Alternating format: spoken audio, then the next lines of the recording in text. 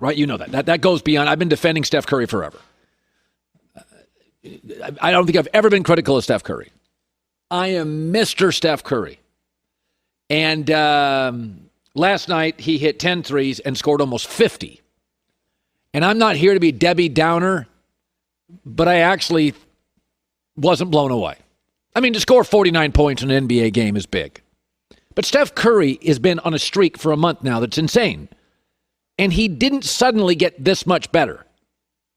Let's add context. It has been a terrible year for defense in the NBA. Do you know we're going to have the top 4 highest offensive ratings ever in league history all this year? The most points scored in 50 years in the NBA this year. The players didn't suddenly all get great. They didn't just suddenly start shooting threes. Folks, it's been an awful year to play defense, and there's an explanation for it. Because it's a condensed schedule. What does that mean? Players are more exhausted. It's a shortened offseason. What does it mean? Players are more exhausted. What part of the game do you give up when you're exhausted? You don't give up points in offense because that pays you. We've also had more DNPs, did not play for star players, resting for the playoffs. A prime example, last night, Steph Curry didn't face Ben Simmons. Ben Simmons took the night off. Ben Simmons is a great defensive player. You're getting this all season long where 1 or 2 stars don't play, and they would guard the other stars. So last night, Ben Simmons out, Steph Curry goes crazy. By the way, this weekend, Steph Curry went crazy against Boston. Jaylen Brown, DNP, didn't play. Jaylen Brown's a great athlete and a very strong defensive guard. You also have no fans in most of these arenas. What does that mean? It has a very scrimmage feel to it. You ever gone to the YMCA? How good a defense do they play? You ever watch the scrimmage? Nobody's taking a charge at scrimmage. Nobody's taking the big foul at scrimmage.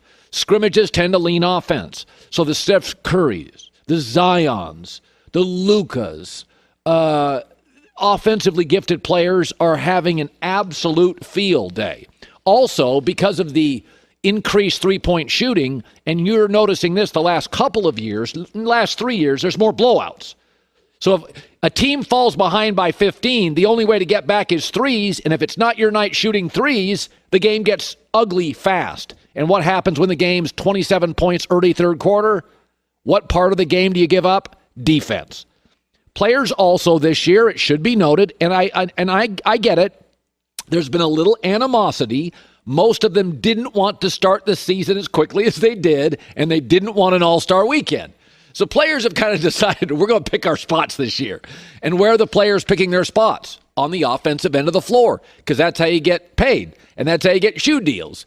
And if you worked in your work environment and you are exhausted and you have a little animosity toward your boss, you're going to take a couple shortcuts, but you're not going to take shortcuts on the stuff that gets you paid. So you're taking a lot of stars are taking the night off. Ben Simmons, Jaylen Brown don't face Steph. Both very high, especially Simmons, high-end defensive players. Players are more tired. They're taking the defensive end of the floor off. And we've said this. It is when you have all these superstar teams, the Nets went 19-4 when Kevin Durant didn't play. The Lakers have a winning record not only without AD, but without LeBron and AD. So if you face the Lakers right now, their defensive rating has gone through the floor since LeBron and AD left. It's not the same team. So this is not a shot at Steph Curry at all. It's not. But you have to add context. There's a reason the Pac-12 and the Big 12 have these wild shootouts. You want to know why? Because they don't have SEC defensive football players. When the Pac-12 and the Big 12 generally go face the SEC, they don't score as many points.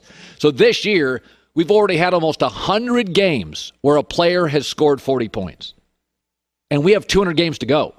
That is double 10 years ago. It shouldn't double.